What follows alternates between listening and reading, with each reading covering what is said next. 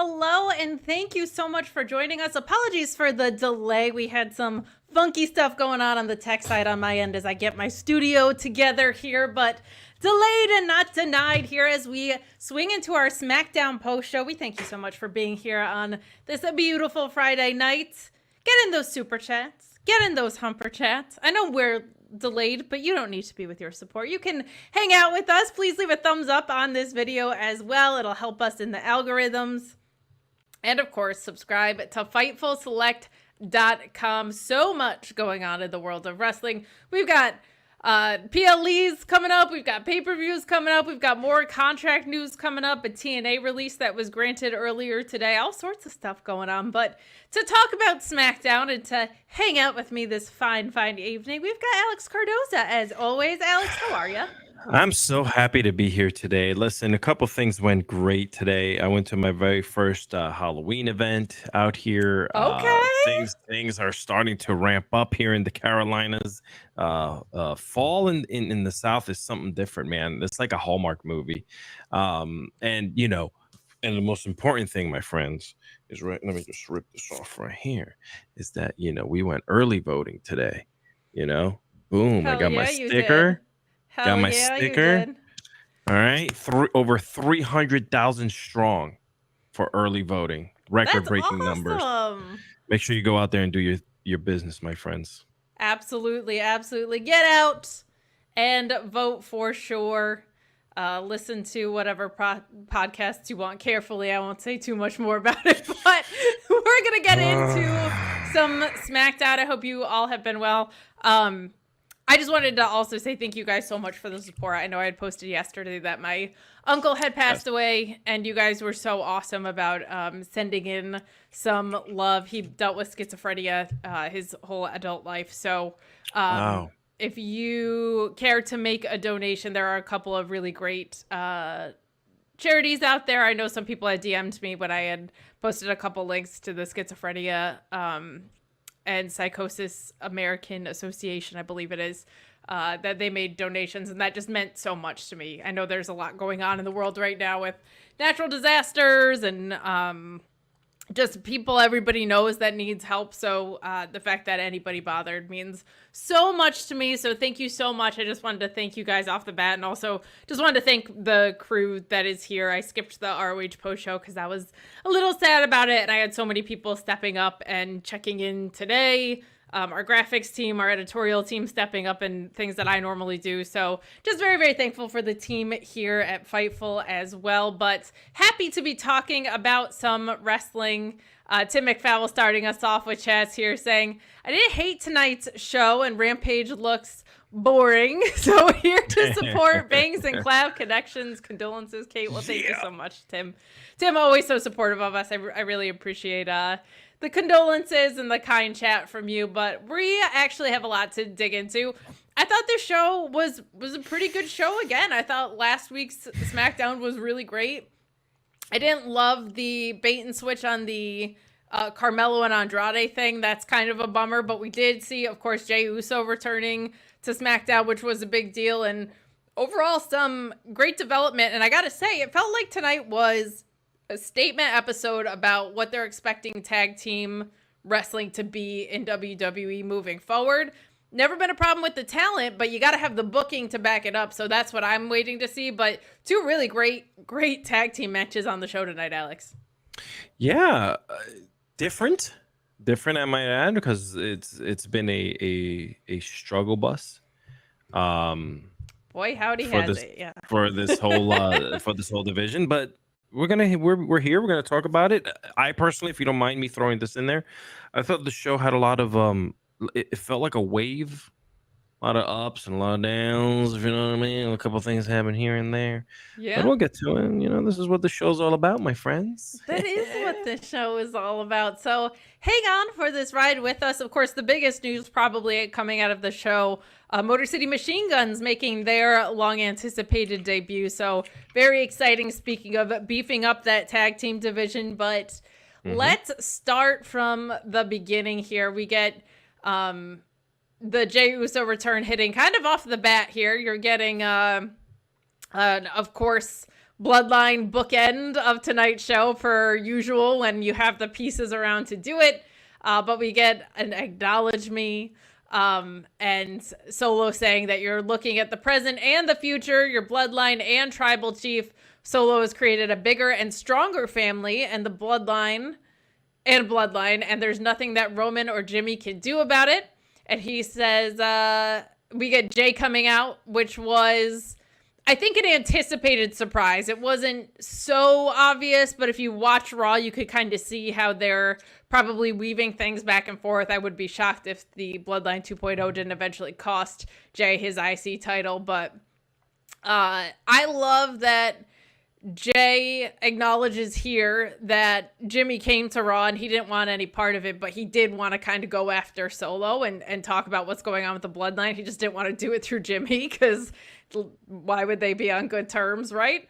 And Jay says he doesn't really want any part of this with Jimmy. And we do have Solo also saying that the beatdowns are going to continue unless Roman acknowledges him by the end of the episode. I love what we get next from Jey Uso and him just kind of pleading with Solo to consider what he's doing. And he acknowledges he has his own issues with Roman. I think that's very important to this story. And he says, look, I left the Bloodline. I became my own man. I even won the IC title. We get some "you deserve it" chants. He says, yes, I did. But that's when it stops for Jay. He can kind of empathize with where Solo's coming from, but it stops at the Ulafala. He says it's earned and not something that's taken. And he even says, you want to end Roman's power, fine, but don't divide the family in the process. Solo calls out Jay for yeeting, which I very, very much appreciate. And says that he's not trying to end the family and to stop calling him little bro, which I liked.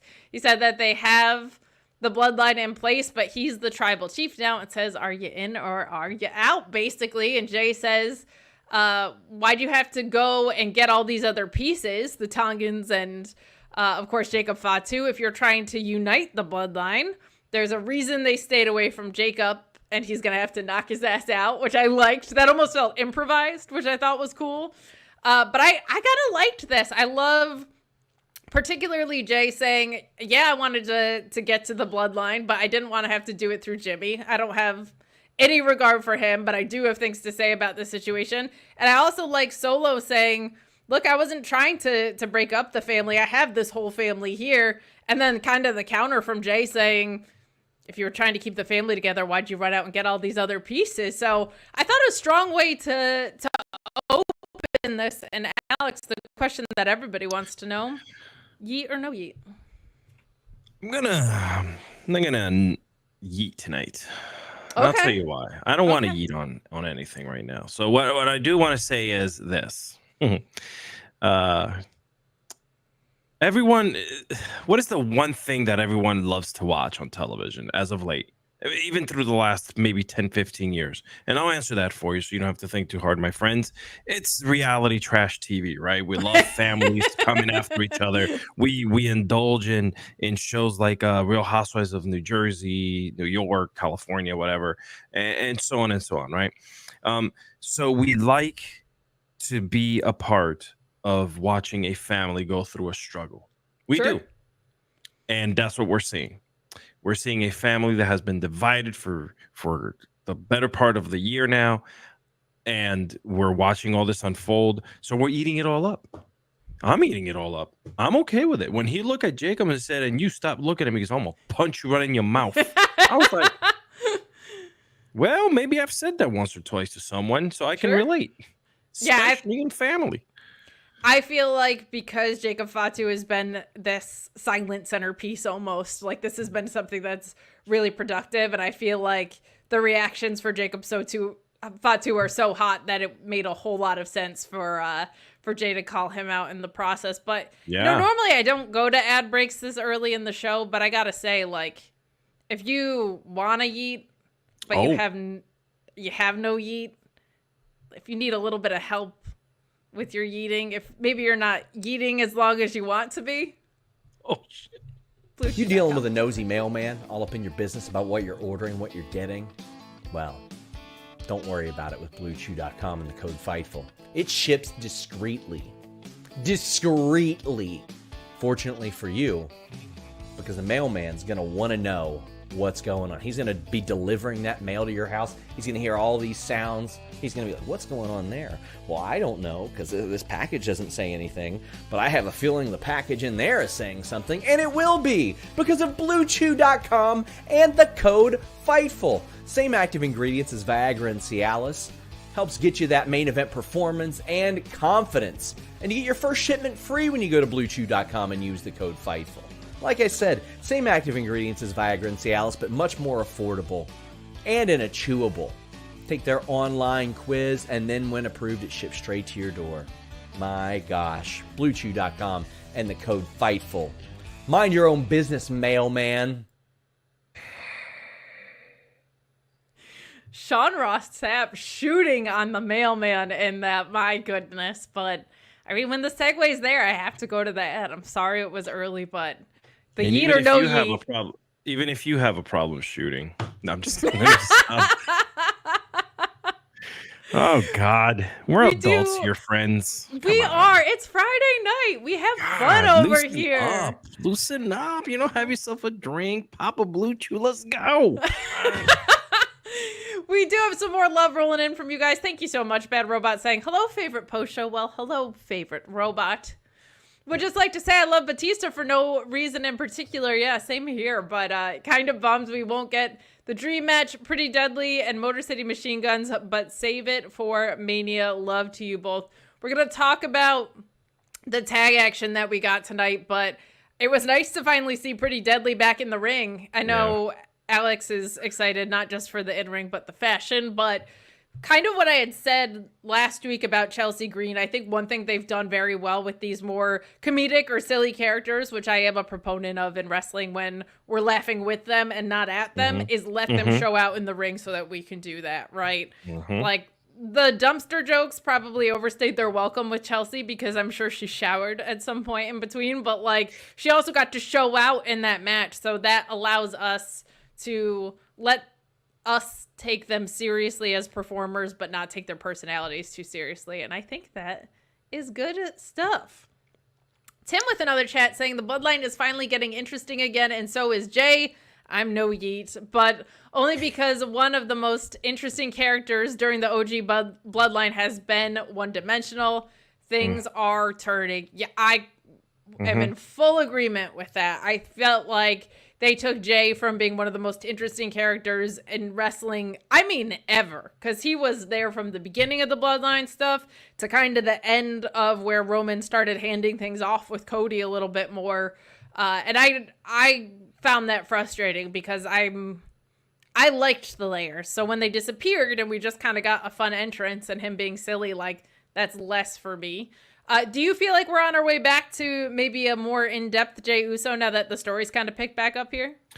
Yeah, but how long will that last for, right? So, we're ramping up because we know Survivor Series is around the corner. So we need to ramp this story up for it to make sense when we get everyone in this double cage, right? Then my whole question comes to after that, like, what happens? What are we doing? What are we planning for? Because we know that Roman Reigns right after this, it's essentially WrestleMania season. So he's gonna have to move, right? All these stories are gonna have to now just kind of break up a little bit because Roman will go do his thing. He wants the belt. Where does Jay go? Yeah. So I think personally, I love what I'm seeing. But I'm scared of what will happen afterwards because I'm gonna be really invested. Yeah. And when I'm really invested, it's like when you binge watch a show you really love, and then all of a sudden it's over. You kind of feel like you're parting with the cast. I feel like I'm gonna part with my OTC and whatnot. What they're doing. Yeah, I think that's gonna be after Survivor Series will be really clarifying because I don't know if they have a plan yet, but. You've got The Rock in play, right? You got the bangs and all those scoops. Insider bangs over here, but insider bangs. Not at all. Not at all. Wow. Let me tell you, of all the jobs in the wrestling world that I could possibly want, this is the only one I want. God bless Sean for doing scoops. I'm so glad that ain't my Insider job. bangs is a thing. Now it's a thing. Yeah. But I hear things. The idea of getting them confirmed and publishing them makes me want to vomit. No, thank you. Yeah, it's hard. Yeah, you're right. But there's also like this, to me, there's the very real life piece of this of Roman's going to be part-time in all likelihood, right? This is the most we've seen him in a while. Cody is in his late 30s. The Rock is shouldn't be a long-term champion. You've got Cena's retirement in play. Like, eventually you got to start making stars out of these younger guys, and I think they've been doing that. I think they're raising them to do that. But come WrestleMania season, when you're talking about the title picture, what does that look like? I think is a very, very good question. And this I agree with from Don, too. I think this is the most interesting the Bloodline's been in a minute. But he says, this SmackDown was good. My only problem with WWE right now is that it seems like they are becoming repetitive. I feel like I've seen this ending way too much. And we're going to talk about that ending in a moment. But that's kind of the tricky thing here, right? Is you're doing a story where Solo is mimicking Roman Reigns.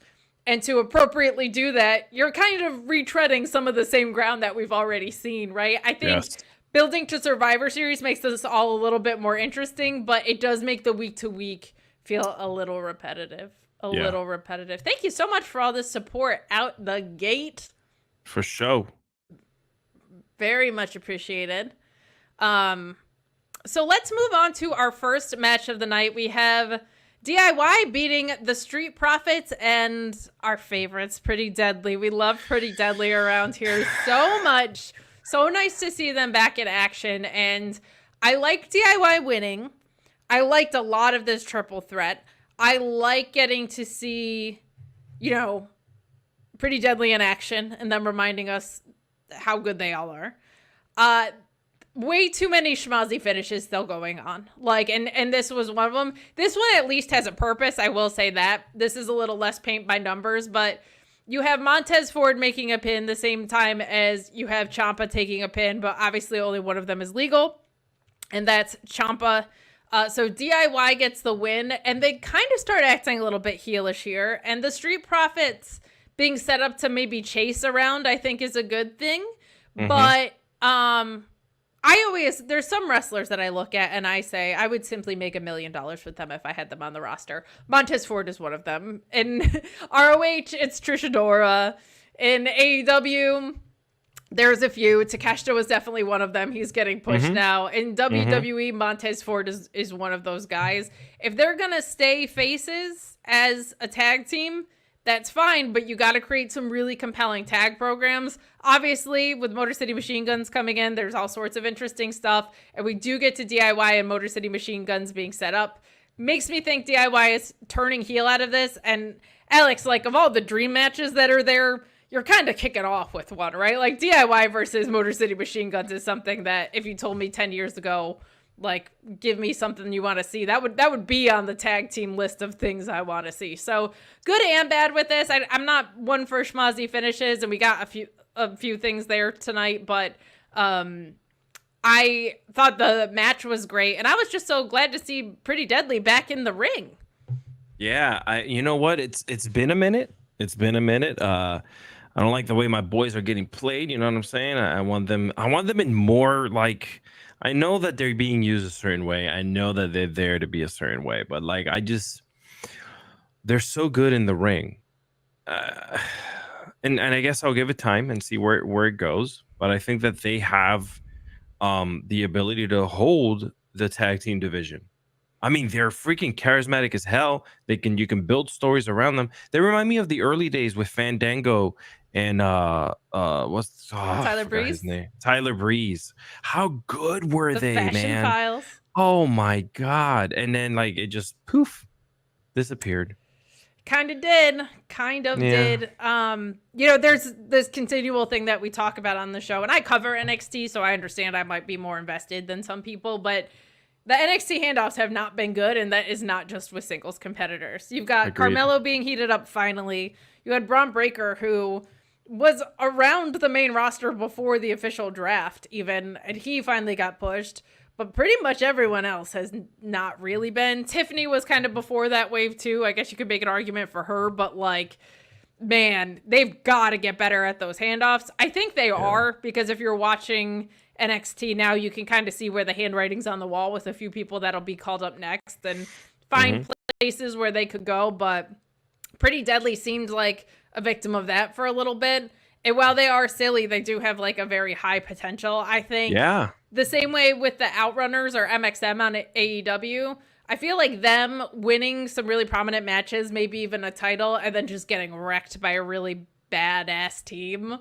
Like, in my head, when I see the Outrunners catching fire and maybe people want to capitalize on it, I'm say, okay, belt them up for like 6 weeks and then have Beast Mortos and Roosh come in and annihilate them. Pretty Deadly is kind of one you could do that too. Like, ride the wave of them being hot and then make a heel tag team with that.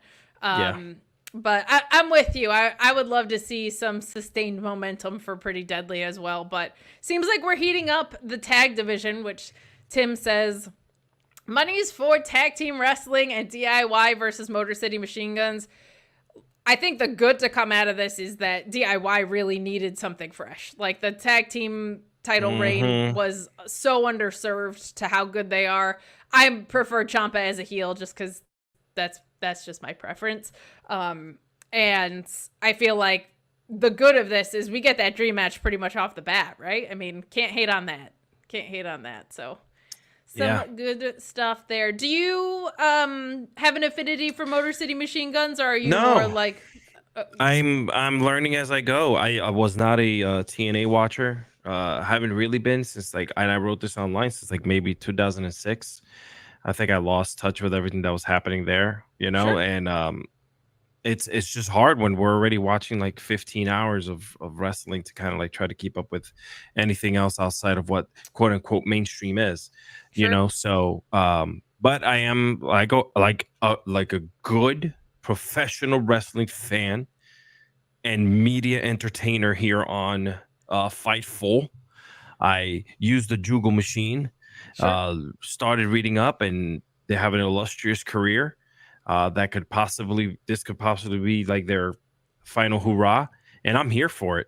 I'm here to see everything that they're going to be bringing, and they look like they can be coaches and people that can, For sure. that can grab these younger tag teams that are going to be making their way up or whatever the case may be, and kind of really build it up somewhere higher than what they've, because WWE tag team division has been. It's been props. The tag team titles have been used as props, like R-Truth and The Miz, and right now a badass team holds them on the SmackDown side, but this is used for the Bloodline story. Like, the tag titles aren't used as a standalone on their own. The Raw titles, God, I think they've been defended once since Judgment Day won them, maybe twice.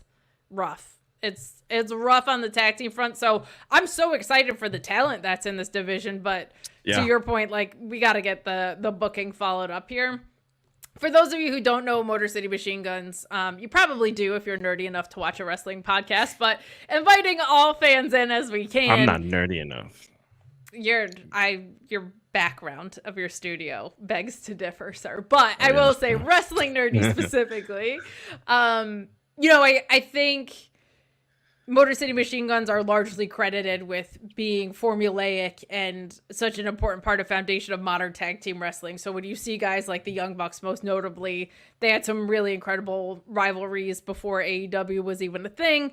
They largely have popularized kind of the modern tag team style wrestling that we've gotten to know and love. So to your point about them eventually being producers, if this is a final run and then they go to NXT to raise some tag teams properly, I would not be mad about that at all.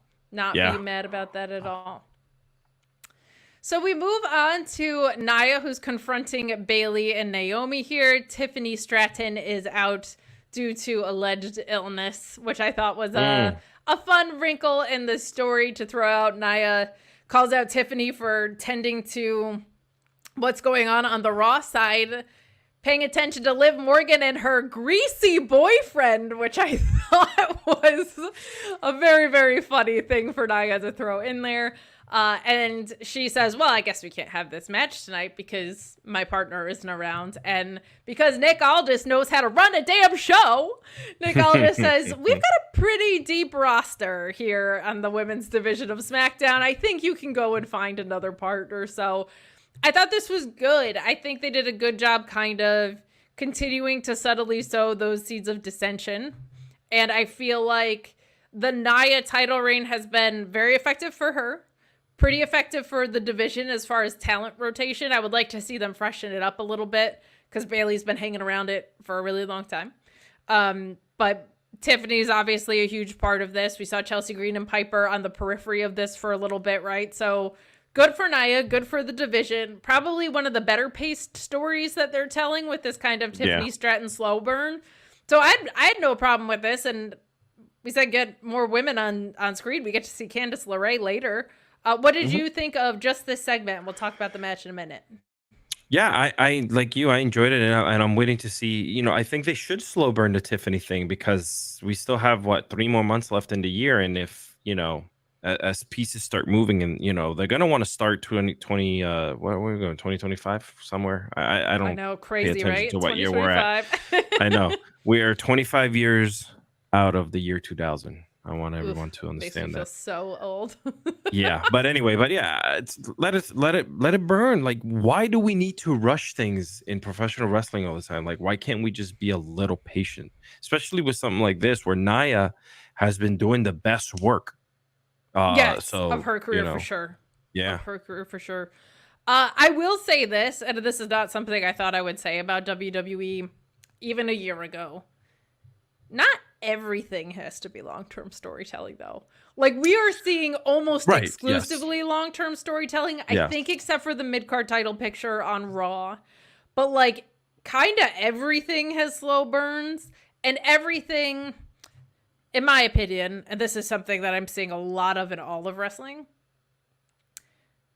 there's this really fine line you have to walk of making booking logical and still being predictable and interesting enough without abandoning making sense, right? Like, there's so much that becomes paint by numbers for certain booking decisions to make sense that sometimes it just makes you do the wrestling math in your head, and then every weekly television show becomes really predictable.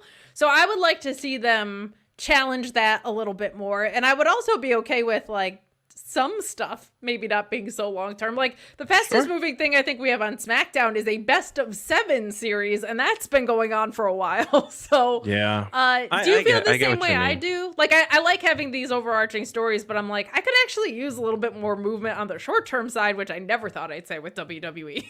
Yeah, I know that we see sometimes we see no, actually we do see that a lot of the time on AEW. Like, we see like these short things, just things that just pop up, happen, and go. We don't see it. I mean, we used to see it a lot in WWE where things kind of we used to question it, and now it's like they're heavy on either or. They don't just pick that kind of fun middle ground. But yeah, I'm with you. I would like to see some things that are quickly turned around and just whatnot. It doesn't necessarily have to be like flipping titles either, just within storylines. Yeah, and I think there is value to hot potatoing some stuff because we know Cody ain't losing anytime soon. We know Gunther ain't losing anytime soon. Right. Jay just won. I could see them flipping that back to Braun. LA Knight, you took so damn long to get there. You better not take it off of him anytime soon, or you better hot potato that too. So I think there's some stuff going on. I am glad that we've gotten away from has to be year-long title reigns for literally every title. Right. Like, we are seeing that be a little bit fresher. So yeah. Just Ricardo saying it's Friday. You know what that means. I'm at work. Well, we thank you so much for chiming in from work. But guys, get in those super chats and humper chats. We are moving through this episode of SmackDown. We thank you so much for spending your Friday night with us. Motor City Machine Guns, of course, appearing on the show. Very, very exciting move for them. And I think could be an exciting move for the division. But let's keep moving along here. We get more women's action with Lash Legend defeating Piper Niven, which I have mixed feelings about. Very happy for Lash Legend. She's been kicking around NXT for a while. Bianca and Jade are looking on, and there's a lot of like, I think, healthy hinting. What I would like to know is, like, are Jakar Jackson and Lash Legend just on the main roster now? Because they did nothing in NXT about that. And I think from what I saw in NXT, we saw a ton of improvement from Lash Legend. She was someone who always had an incredible upside from the charisma standpoint. Her strength is insane. We all saw the spot with Otis, like, if you were watching NXT, how incredibly strong this woman is. But there was still just like a lot of fundamental wrestling things to put together because she was so new at this. So she's not someone that I was like, get her up to the main roster right now. They just didn't even have her having reps in the ring on NXT all that much. Like, she just hasn't been wrestling all that often. So if so, I hope there's a very clear plan for her and Jakara. These women's tag belts floating between all three brands, I think, is necessary and healthy. So I think that's good. But it also kind of makes Piper Niven look like a bit of a chump here, because we saw Lash Legend and Jakara Jackson lose in 2 minutes to the tag champions before. And for Piper Niven to take the loss here just felt like a disadvantage to somebody who does really great work, but they only give her anything when they're going to Scotland. Like that. Right. That's what it feels like. So mixed feelings on it. Very happy for Lash Legend. She clearly put in a ton of work in NXT. She improved rapidly. And I'm very happy for her to have this, but just some ambiguous stuff going on in that picture, I guess. What did you think of this match, and what do you think of kind of the overall implications of what we got going on there? I'm with you. I want to see a little bit more of stability, I want to say, on exactly what where they're going and what they're doing. You mentioned the ladies that just came up. I think they, at this point, just keep them there. Why? There's no real reason to kind of like flip-flop them. I think you start building them up, right? Why not? The little that I did see of them in NXT, led me to believe that maybe they were ready to come up, to be honest. I don't know, that just maybe because I don't watch NXT that often, but when I was watching and saw them, I'm like, all right, maybe, and then I saw them up on SmackDown. I'm like, oh, this makes sense. But that's just to me. You are the expert in NXT, so. I don't know if I'm an expert, but I do cover it every week in the silliest way possible. So I'll take that. But yeah, I think kind of the bummer from the NXT side is these two are a part of a group called the Metaphor, and their leader, Noam Dar, has been out for a really a long time, and they might be gone before he gets back. So I know, just kind of a bummer there. But Will making a good point saying, to be fair, the Meta Girls did face Damage Control in NXT. So I think this is the other part of it, is like the women's tag titles all got absorbed into one. So this also could be them not moving up fully. This could just be them trying to highlight them meddling into this, it. As this belt continues to get defended here. A lot of support from you guys. I'm sorry. Are the women's tag team titles, so they float around all three brands. Do you feel like they have a better chance of them being have more time and better matches at NXT as opposed to because the women's division there is so robust. That's what I thought too. Okay. There are some weeks they get more screen. Look, I'm not shy about the fact that the booking on the product is not for me. I'm not a Wild West booking gal. The screen time that the women get is sometimes more than the men. It's oftentimes close to 50-50. They just had this huge infusion of women's talent there in Roxanne and Julia and Delta on the way. Like they've got a lot cooking there. So I like them floating through all three brands. I would love an AEW if AEW had women's tag titles that floated there, and ROH, and maybe New Japan Strong. Like, that would be something that's really cool. I would like to see that. Cool. I was thinking the same thing, so I'm glad you kind of. I think it's good that they were all absorbed. I think they could do a better job of spreading those out across all programs for the gals. But Will saying the problem was Vince's short-term booking would make no sense and will make us mad. P.S. Yeah. Lash is hella strong. Yeah, it wasn't short-term booking so much as insane booking, like just careless booking. Like it wasn't they had a short-term plan. It was let's have a rematch because we can't think of anything else.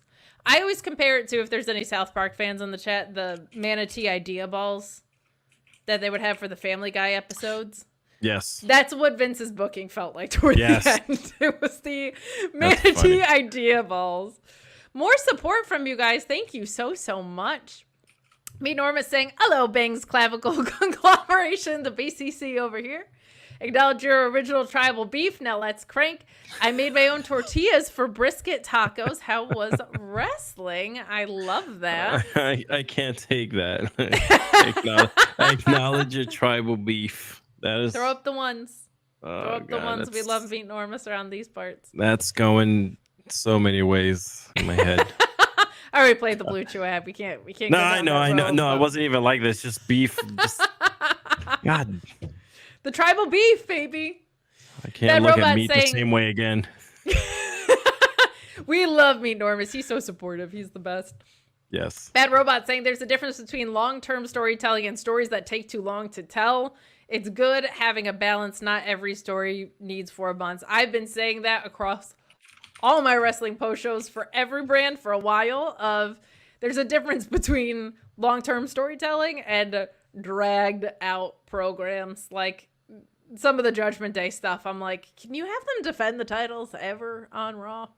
Tim pointing out way better diversity and representation in NXT. I will say, from as a white woman, but who has eyeballs, like, it's not my place to be an engine of that conversation, but I can speak to the fact that Obafemi was the longest reigning North American champ there. Trick Williams is the world champ and had been back and forth. Carmelo Hayes had an incredible title reign there. Like, there is a fair balance of diversity and representation, in my opinion. Listen to Black voices about Black issues. Always, always, always.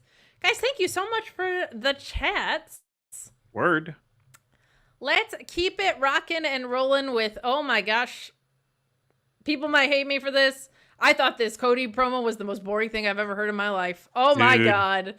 Human Ambien in this promo. I was so bored. I saw somebody say that they're so dry right now. I was just laughing my ass off. I was like, man, that is so vulgar, but funny at the same time. It was because it came from a female. There you go. There you go. I was like, in the wrestling space. Oh. For starters, I know Cody loves to lie. He said it, but them hyping up the design of this hideous belt. Stop. Can I tell you the belt something? is terrible looking. I'm sorry. Yes. Yeah. The way that he just went on and on about wanting that he has to be. I understand that they're paying him a lot of money, and I understand that they have to hype this up, especially because they are paying them so much money, right? Because they don't want to look bad in their partnership and investment here. But God, like, I don't watch these pay-per-views, and I have my own reasons why. Yeah. Okay. Specifically the Saudi Arabia ones, you mean? Yeah, those. Yeah. You guys can dive deep into my history as to why whenever you want to, but God, I was just like, dude, please stop. Like, between the first time that I ever heard bigger than WrestleMania, which pissed me off so much, because how do you take your marquee show and freaking step on it and bury it like that because you got blah, blah, blah, you know? And now the most prestigious, because, you know, you've heard Corey Graves on the announce table announce it's 57,442 diamonds. I'm done. Good night. I'm very tired of Cody Rhodes and CM Punk. Oh my God, the houses are so packed that you and the cheap seat, knock it off. Yeah. Like, we get it. We all read it. We've seen it. Yes. I get wanting to play into the crowd, but this faux rock star, you guys have been great. Thanks for so much. I'm done with it. Yes. It does not make me want to see you fight anybody when you do this much of this.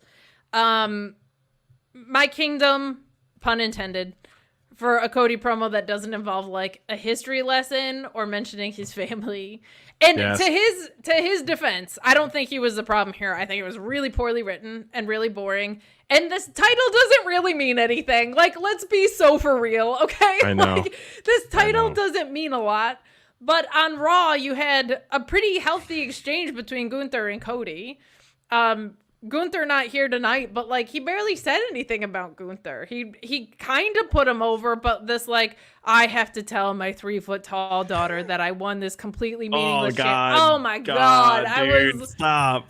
Not for me. Not for me. Some people loved it. Like Riccacino, who does our AEW show, was like, man, Cody could sell a ketchup popsicle to a woman in white gloves. I felt the opposite. This made me more uninterested in the match. All you had to do was listen to the crowd. You put anything, listen, nothing against, like, I'm not coming off as a hater. I'm not trying to be a dick, but it's just the fact that I'm honestly like, I want to see Gunther versus Cody. This promo is not why. Like, I want to see that match because they're both great in-ring storytellers.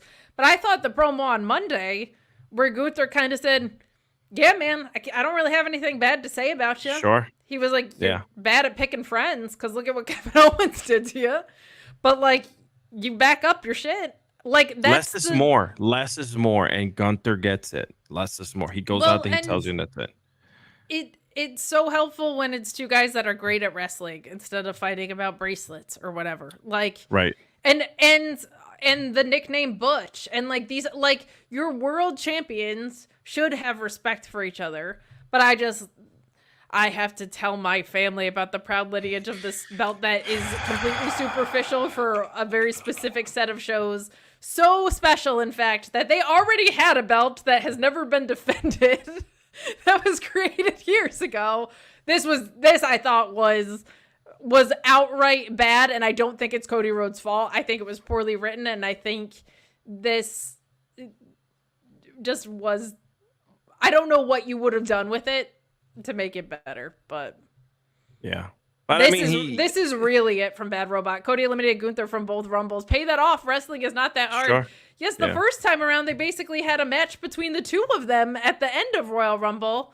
And, yeah, no real follow-up on that. I was human Ambien, this promo was. I don't know, man. It's just I don't know, man. I you know, supposedly you got people that, you know, there's more involvement now with the wrestlers and the writers, right? Supposedly it's all we're building campfires in the back and singing Kumbaya and roasting marshmallows, right? So why couldn't you just sit there and be like, bro, this seems long, and it seems like I'm like panhandling and like playing with the crowd, and can I just be a little bit more like myself? You Artfully saying nothing doesn't mean you said anything. That's I know, what dude. It was just to. I was just no like, meat on the bone. No meat on the bone with no this pun one. intended. Meanormous, yeah. Meanormous. You got Not lots of Cody's meat on your best. bone. I'm sure the match is going to be great. Those two are some of the best in-ring storytellers in Yeah. wrestling. But if this was supposed to get me excited for that, it did not. But we would 100%, if you and I were sitting here talking about me and you come on every Thursday night and we review Law and Order. That's our job, right? And if Law and Order has a dragging segment or a dragging part of it where it's just like a scene didn't make sense, we would respectfully put it through the ringer. Listen, sometimes I just feel like they just put anything in front of that crowd, and that crowd just. They're excited like, for Cody. This is the greatest thing I've ever seen in my life. And I'm like, just be a little critical, like boo it. Or just like, I mean, honestly, a no reaction is really like the death of it. But it's good that they're excited for Cody. It's good that live crowds are excited to watch wrestling. But this was not for me. But I'll tell you what is for me. Oh? Safe security connections on my wireless. Oh, okay. My internet. This was talking about me. I want to secure my router. I want to secure my phone. I want to secure my internet everywhere. And darn it, sincerely, NordVPN. If Fightful Select is the best $5 in the game, like NordVPN is the best VPN in the game. Use the code Fightful. You'll save yourself a whole bunch of money. I'm going to have Sean Ross Sapp tell you about it instead. I have long talked with you guys about the content that you can access with nordvpn.com/Fightful, but it doesn't just stop at pro wrestling. You can get MMA and boxing pay-per-views at a much more affordable price when you change your virtual location with just one click using nordvpn.com/Fightful. It doesn't stop there either.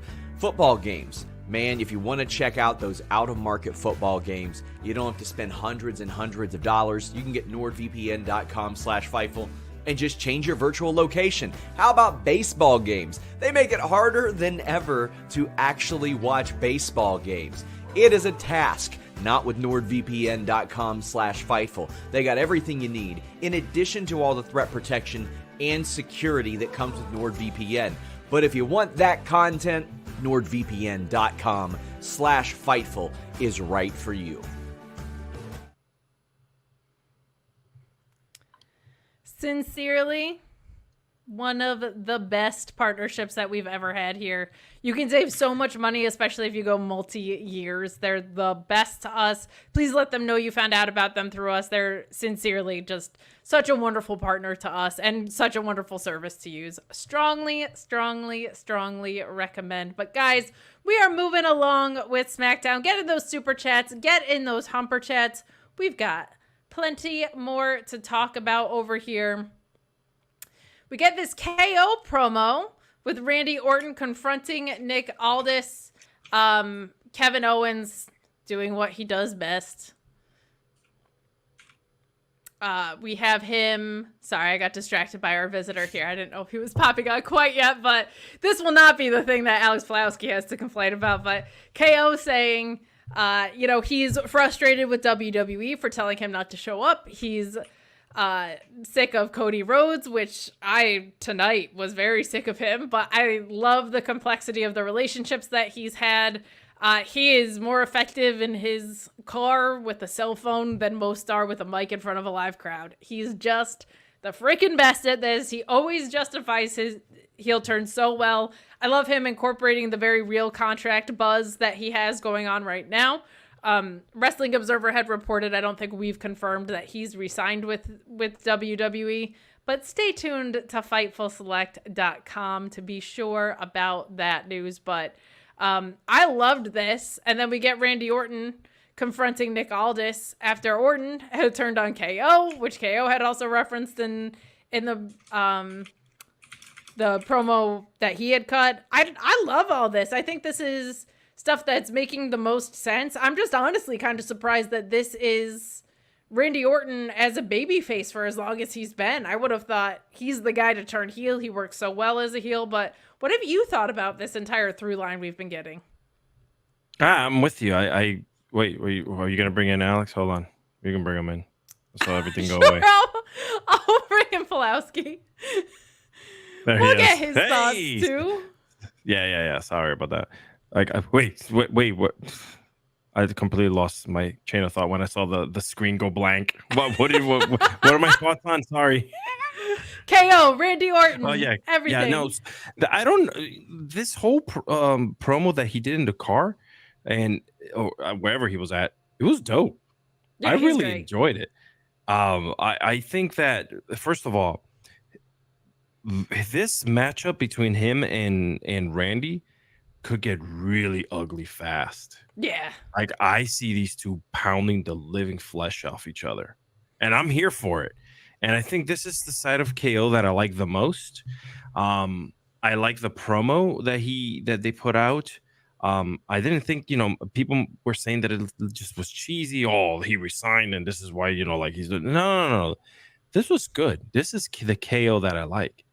It sounded like he's some demonic, manipulative person who's about to do something really bad to someone soon. So bring it on. Sorry, I lost my chain of thought when the screen went away. I was like, wait, did my stream freeze or something? So sorry about that, guys. No, all good. I've certainly never had any technical problems in my whole life. So, but we have Alex Pulowski here, and I assume he's here to mostly rant about the thing that we already didn't like, but were you just in love with this Cody Rhodes promo like we were? Oh, it was so great. Tell us how much you loved it. You started out by saying, "Oh, if only we could have seen Harley Race versus Bruno Sammartino." The history lessons.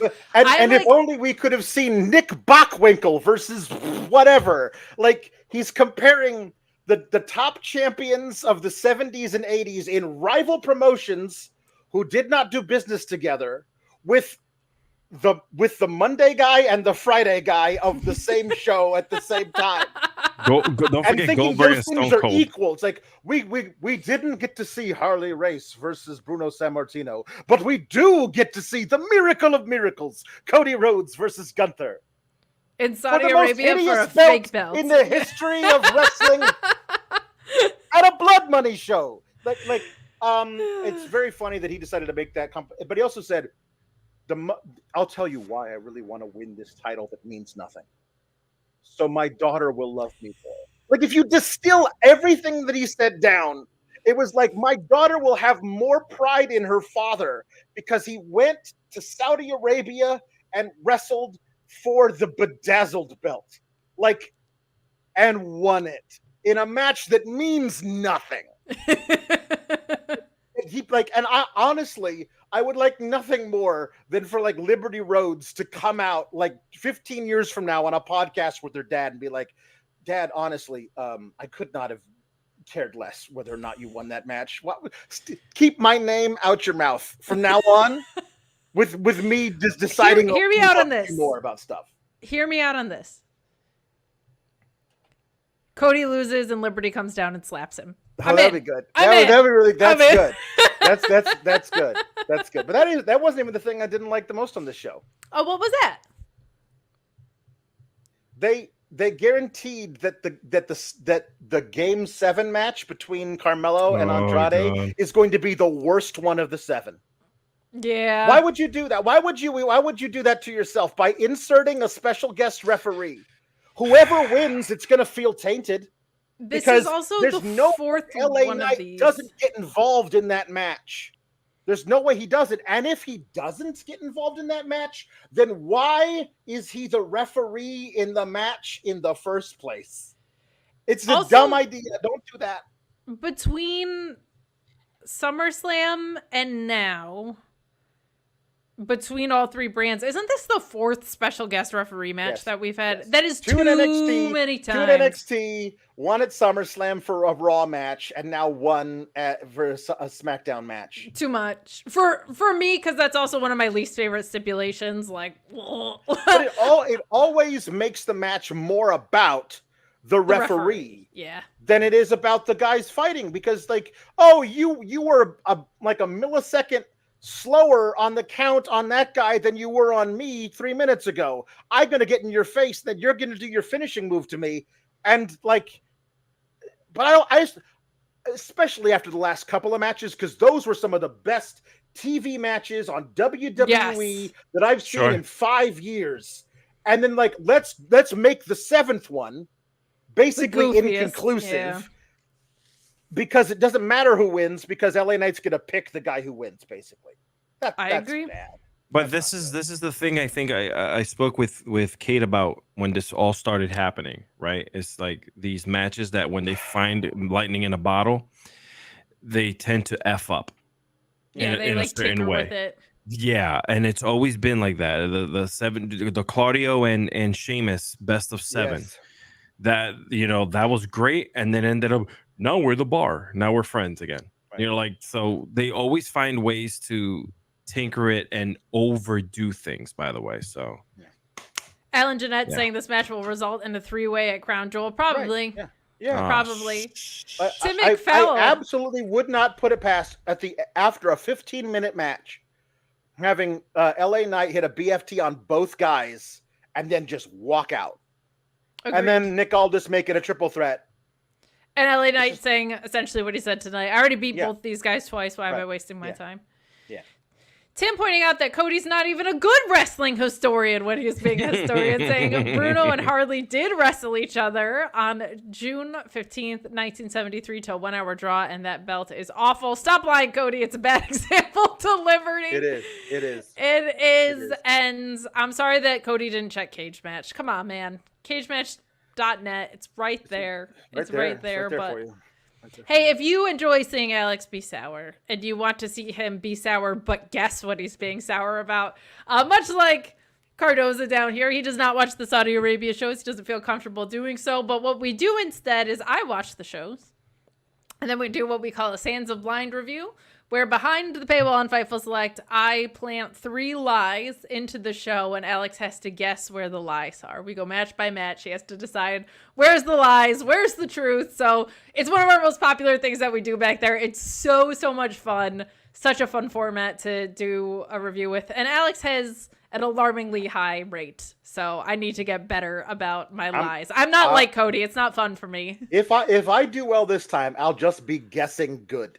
Yeah, there's some. Because if you tell me, for example, Cody versus Gunther, if you tell me KO costs Cody Rhodes the match and Gunther wins, or you tell me Goldberg costs Gunther the match and Cody wins, both of those seem equally plausible to me. Sure. So I would just guess which one of those was correct. It's going to be a fun one. It's going to be a fun one. I have a better shot than I normally do. Bret Hart jumping the rail, spearing Goldberg. No. I'm in. I'm in. Yeah. But thank you, Alex. Yeah. Also, Sunday evening, I'm going to review the first of Schlocktober on This Is Cinema, where I'm going to review Kane in See No Evil from 2006. It was a terrible slasher movie. Kate doesn't watch things like that. I'm a sissy. She's a fraidy cat. So I'm going to have to try and tell her the entire plot and make all my jokes about it inside of 1 hour. So the last 5 minutes of that is going to be me just rocketing through the whole thing, trying to get through the last 20 minutes of the movie. Well, to guess what's scarier than See No Evil, right? That's the name of it? Yeah. Okay, is that video that they put out on Instagram with DJ and his brother? Yes. Yeah, that's scarier than that slasher. Yeah. Sorry, I'm not bringing anything bad in, but don't ever meet your heroes. I'm so sad. I've been heartbroken all week, by the way. It's a brutal one. Because he's been my favorite my entire life. All right. Well, we should know less about wrestlers, quite frankly. Yeah. We should. Thanks for popping on here. We're going to continue with our Smackdown review. Bye, everybody. See you later. Join us on FightfulSelect.com for me not watching a movie because I can't handle scary stuff, but also our Sands of Blind review. Can't? No. Oh my God. Such a sissy with that. But guys, get in your super chats and humper chats. We are plugging away here on this episode of Smackdown. We finally get to see the arrival of the Motor City Machine Guns, who beat the Garzas in A-Town Down Under in their debut. I thought it was kind of curious. They spoiled this a little bit on social media. I have mixed feelings on that because I like when surprises get confirmed in person, but I also get that, hey, sometimes that's a great way to get people to tune into your show, is to tell them that the people you think that are coming are going to be there. So this great match, I think Motor City Machine Guns have a really, really great kind of mix between Sabin and Shelley. Like, I think that's important in wrestling, is when one tag guy offers one thing and the other guy kind of can maybe play his strengths and weaknesses the other way. I think you see that with both of them, but both of them have this really cool ability to blend some technical foundation with a lot of the more modern style that they brought into things. So some good stuff there. Great debut, great asset to have. Knowledge for the younger kids, what they're going to bring into the ring. I'm excited to see what happens. I do hope the booking follows suit, but some really, really good tag team wrestling on the show tonight as far as the teams go. The booking, a little questionable, not always my favorite, but to me, felt like they were trying to make a statement with their tag teams tonight. Yeah, listen, this new tag team, what do they call them? The Motor City Machine Guns. They got a future in this business. They do. From what I see, and These young today being their first ever WWE show and their first match in WWE, I think they could be here for another 20-25 years. So yeah, if they can, whatever the stem cell whatever everybody's using is undefeated, but Kate, very, very cool to see. Kate, they came all the way back to tie it up, and we're now on the top of the ninth. We're up 8-6 now. 8-6. Okay, I saw the chat tell me it was 7-6. I'm very happy, I'm trying not to be distracted by the ALCS, but I am not distracted, my friends. I just caught something on the corner of my eye, and I had to tell you because I know we're both, we're sports fans here. By the way, Kate, I hope things work out with that little thing. Hey. Hopefully, I'll have some exciting news in the near future about that. But I heart sports. I know that much. But we mentioned earlier that Andrade. Go pick up that thing you dropped back there. That's my thing. Yeah. Oh. Well, Andrade and Hayes gets moved to next week, as we mentioned earlier, and LA Knight is going to be the special guest referee. I'm kind of with Pulowski on this, where if LA Knight does call it down the middle as hands off, it's kind of like, what's the point? If he does interfere with the finish, it's kind of like, what was the best of 7 even for? Like, that's not great. So for me, not the best way to go about business. I've enjoyed the first 6 of these tremendously. You and I have talked week over week about how impressive it is that they've told one cohesive story in those 6 matches, but all of the chapters have really looked very different, and that's not always easy to do with best of 7 series stuff, and they've absolutely killed it. Finally heating up Carmelo Hayes to be the star that we know he can be. Bummed that this wasn't on the show tonight. Bummed that we're getting a special guest referee match for the 4th time since SummerSlam and WWE programming. I just don't like the stipulation because you have referees, right? Like, just have them do their jobs. You don't see referees being like, I'm a special guest wrestler. Come on now. Do their job? What are you talking about? Stay in your lane. I think a referee should be like, you know what? I'm your special guest wrestler for this match. And they should win every time they do it. Can you imagine that? They start taking off their referee shirt and just like... just tag into matches. I'm here for it. Are you as down on the special guest referee thing as I am? Or are you kind of like, let me see how it goes first, and I won't get preemptively upset? Yeah, I'll wait it out because see, this is what happens, and now we're running into a thing where like every month we have a wrestler be a ref. Like we kind of can we? Yeah, let's put the brakes on this for a minute. The problem with this is just that. It's the champion deciding, like you mentioned before, right? So it's not like you have the champion on the side making sure as an enforcer, making sure the match goes down the correct way. There's no, funny business, right? This guy's in the freaking ring. Yeah. So already, there's going to be antics of all kinds that are going to go down. So these two were killing it. And I feel like this kind of puts a little bit of a in like fridge, like do we really like not the fridge? Why can't we let these two cook? Why do we have to throw the fridge in? You know what I'm saying? I agree. Stick to the stove. Don't need to throw the fridge in. I love that. Yes. I'm picking up what you're putting down, Cardoza. I get you. I'm trying to give it to you. But we've still got our go home segment to talk about. I guess not go home, our main event segment, but it always feels weird to say that about segments and not matches. We've got our women's match coming up next. So get in those super chats, get in those humper chats, leave a thumbs up on this video. Over 4,000 of you watching right now across platforms. We appreciate it so much. Before we kind of finish up here, I will also remind you that the Fightful Awards are coming up at the end of the year. Maybe early next year, depending on the timing, but sponsorship is open for those. We've already sold 12 sponsorships. You guys have been so wonderful and supportive. Spots are $100. You can email me at kate@fightful.com for them, but last year's we had over 35,000 views across platforms. Beautiful. They're hosted by Sean and Denise. You'll get social media callouts to 500,000 followers. Our social media has exploded. Sean's got over 300,000 himself, plus another 200 on the Fightful account. So plenty of value for that $100. We've been so well supported by the creator community. It's actually something that's really special to me. Jennifer Gray, always, now this is the second year in a row she's donated 2 spots to creators who couldn't afford it. Just, we have such a great community. So if it is something you're interested in, email me at kate@fightful.com. We'll get you set up. You got plenty of time to do so, but if you want to request certain categories, those are going fast. So don't lose out. Please, for the love of God, vote for me for best clavicles in the universe.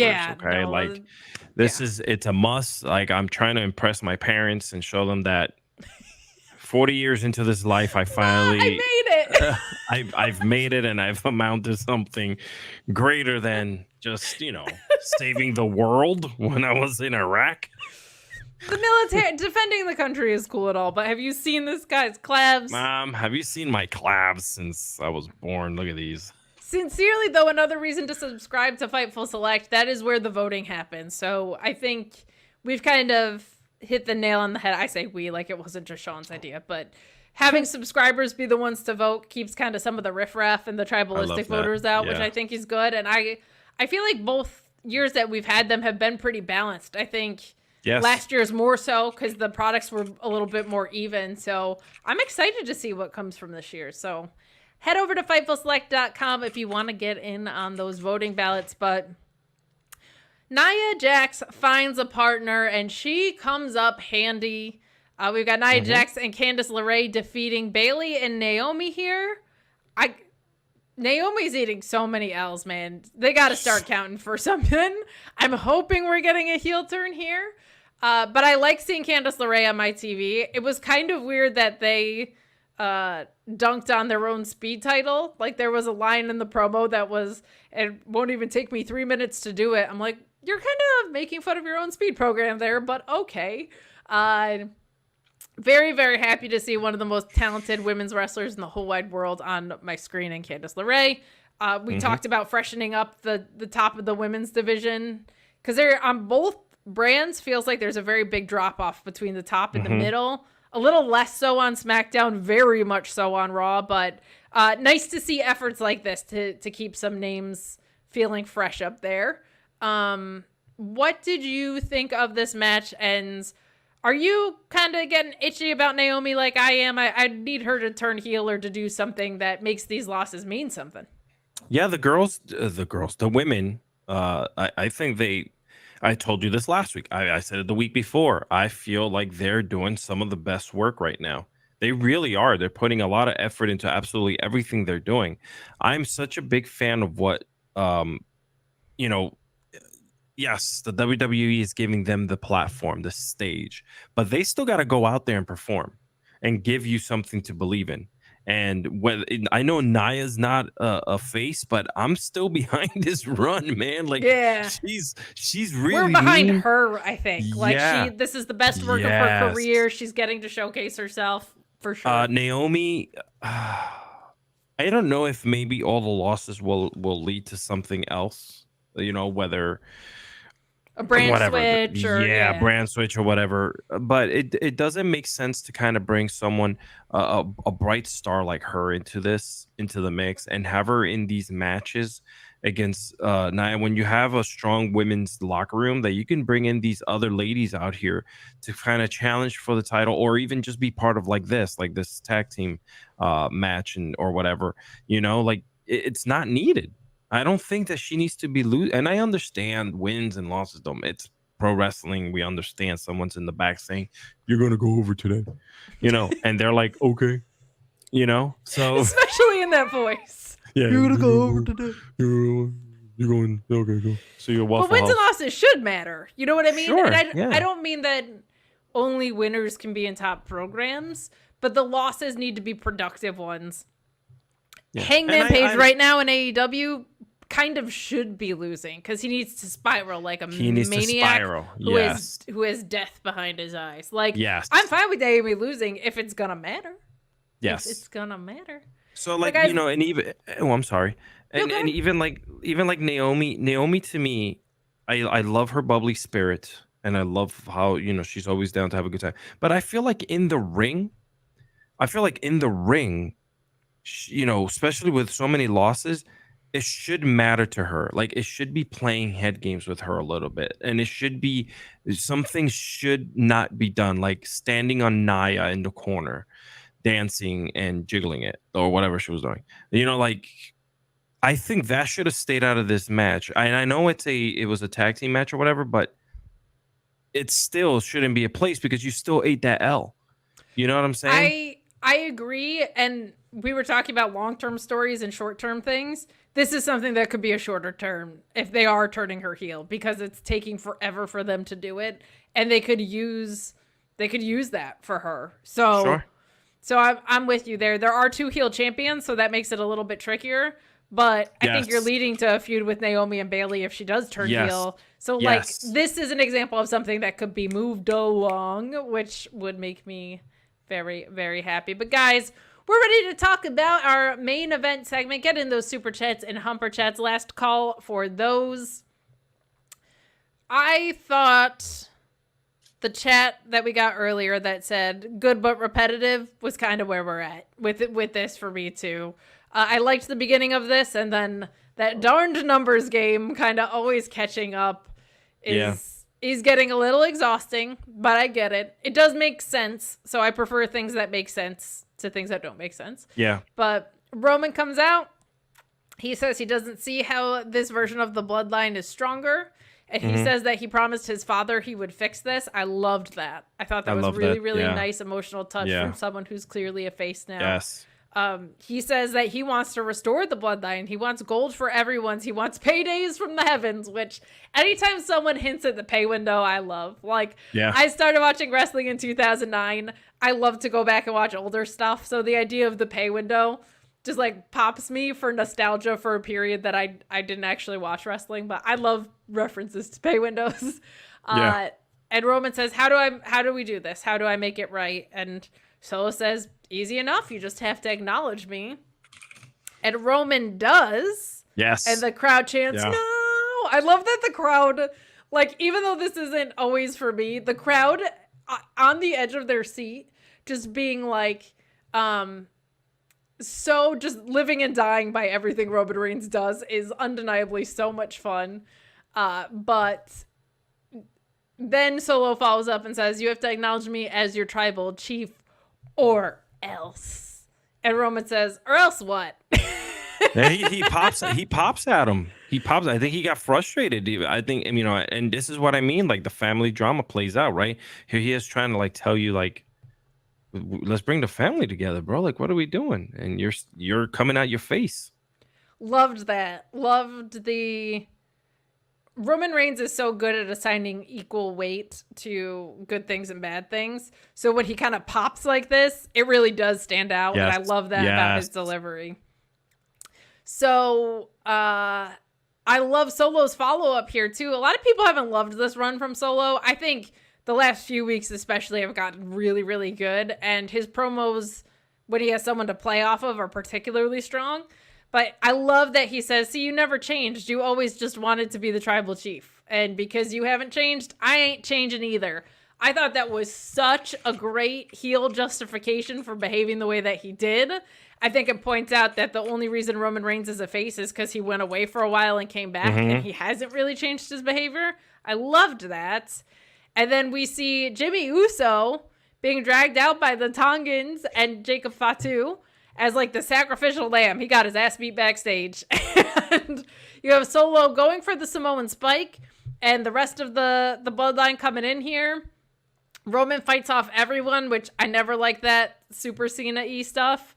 But then he goes to pick up the Ulafala and Solo attacks him and the numbers game gets a hold of him. And we have Bloodline 2.0 standing tall at the end of this episode.